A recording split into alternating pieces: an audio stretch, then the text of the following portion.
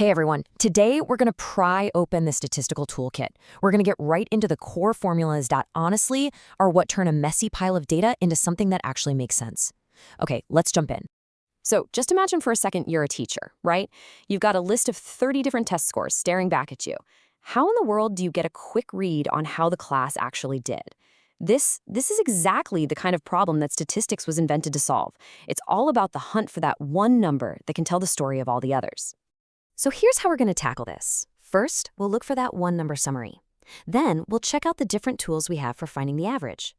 After that, we'll find what you might call the true middle, figure out how spread out everything is, and finally get a feel for the overall shape of our data. You can think of these as the different trays in our statistical toolkit. Okay, so our very first job is to find one single number that can stand in for a whole group of data. This concept, it's pretty much the bedrock of statistics, and it's called central tendency. You know, the idea here is actually so powerful because it's so simple.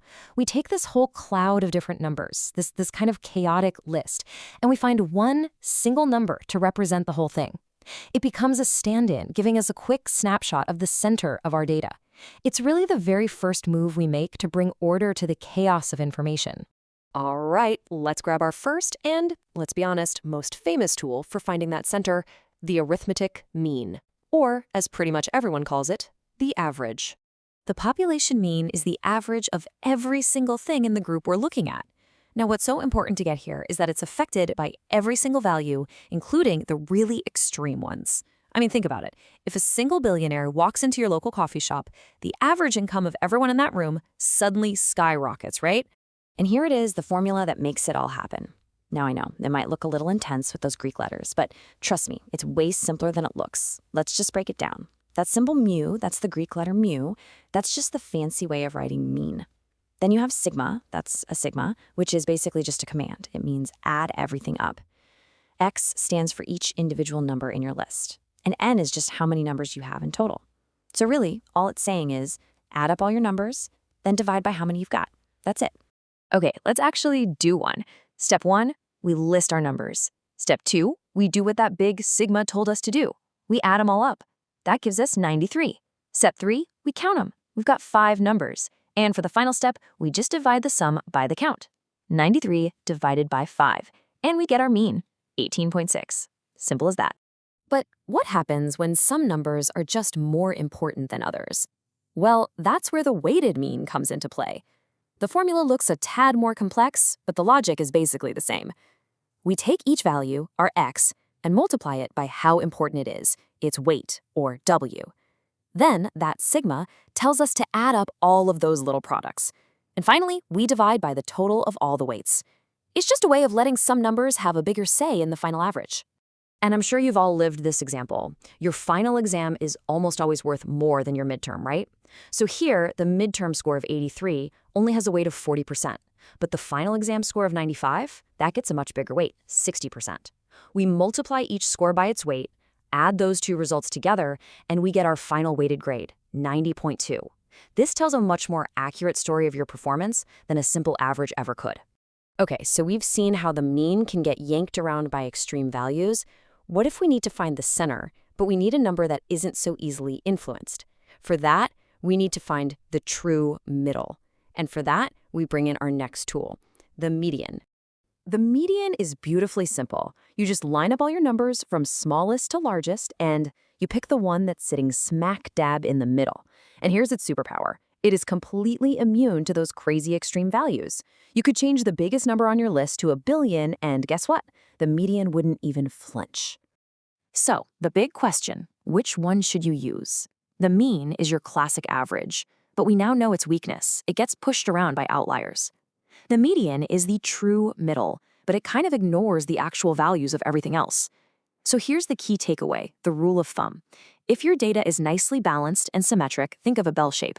The mean is a fantastic choice. But if your data is lopsided or skewed with a few really high or really low numbers, the median is almost always going to give you a more honest picture of the center. So, knowing the center is a great start, but it's really only half the story.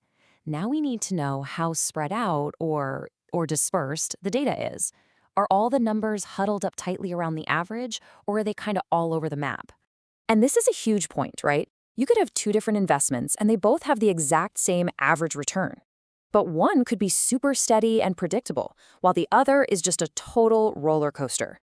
The spread tells you about risk, about reliability. This is why measuring dispersion is so incredibly important. So our first tool for measuring this spread is called variance. What we do is we look at how far each data point is from the mean, and then we square that distance. Now, squaring it does two really clever things at once. First, it gets rid of any negative numbers, so everything's positive. And second, it gives a much, much heavier penalty to the points that are really far away from the mean, making those outliers really pop. Okay, let's really get our hands dirty with this variance formula. That sigma squared, that's just the symbol for variance. Now the trick is to read it from the inside out. First, inside the parentheses, we take each value, that's x, and subtract the mean, mu. That tells us its exact distance from the center. Next, we square that difference. And this is the aha moment.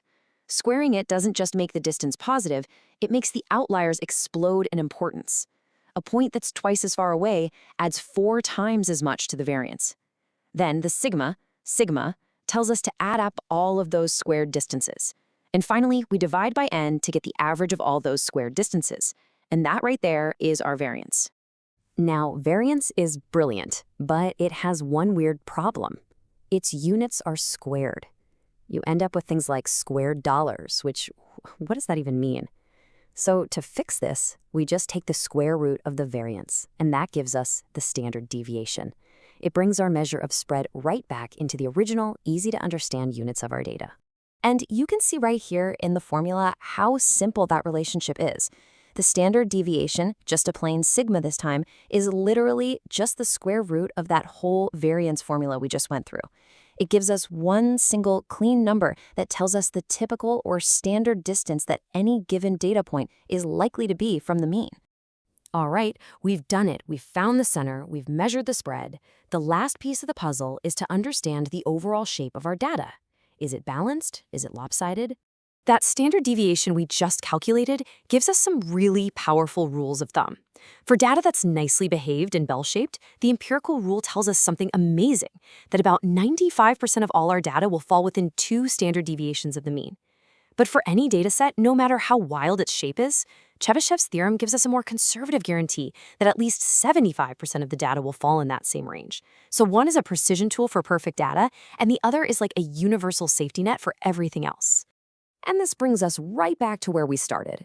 Skewness is just a fancy word for lopsidedness. And it just hammers home that point we made earlier. When data is perfectly symmetrical like a bell curve, the mean, median, and mode all line up in the exact same spot. But the second that data gets skewed to one side, the median becomes the most trustworthy guide you have to find the real center. So what's the big picture here? Well, it helps to think of it like this. Every single data set out there is trying to tell you a story. The formulas we just went through, that's the language the data speaks. Central tendency helps us find the main character of that story. Dispersion, that reveals the plot twists and all the drama. And the shape of the data, that sets the entire scene. You now have the basic toolkit to start decoding those stories, from sports stats to the stock market to your own grades. The world is constantly talking to you in the language of data. So the only question left is, what story are you going to uncover first?